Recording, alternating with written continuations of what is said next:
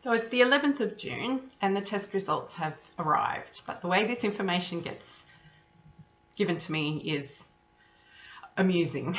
So my surgeon made the referral, which means she gets the results, and her receptionist, who is brand new, calls me up and says, you must make an appointment with either your surgeon or your oncologist immediately. So of course that makes me go, shit, these are not good results. These are not the results I want.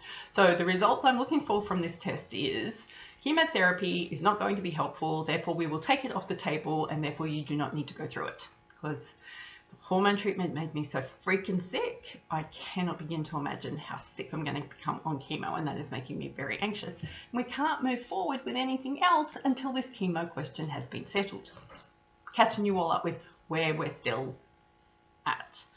So I tried to ask this receptionist, said not a problem.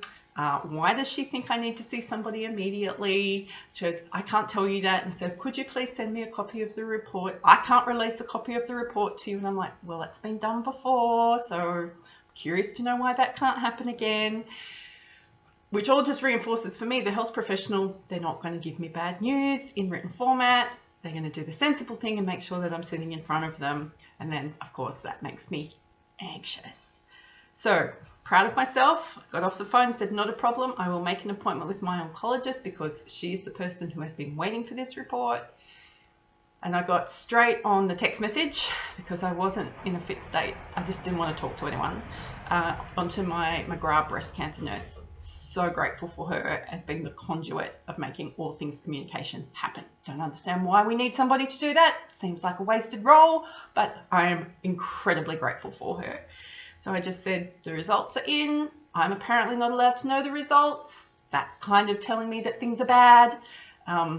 Could you please arrange for the report to get to the oncologist? And then how on earth do I make an appointment with the oncologist? Because nobody's told me how to do that. So I can't ring her up and book an appointment. I've tried. That doesn't work. So in the space of 3/4 of an hour, she had all of that sorted. She talked me through the results. They're not helpful. I'm still in the middle.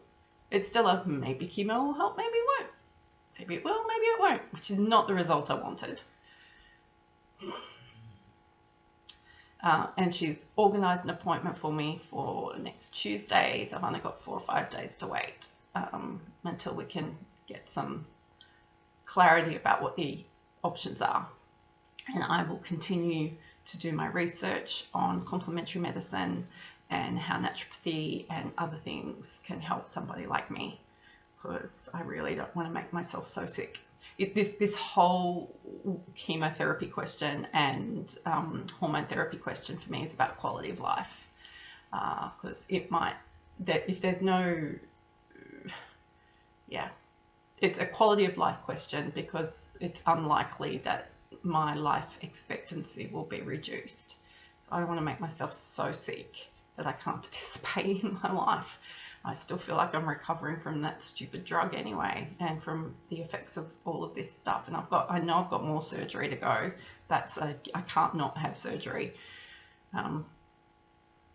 So there you can see how my brain goes into meltdown and overdrive. And I know that I've got 5 or 6 days of being anxious about this, and it all consuming, and trying to talk to my husband and trying to work out what do I need to know to help me make the decision that I can live with for the rest of my life.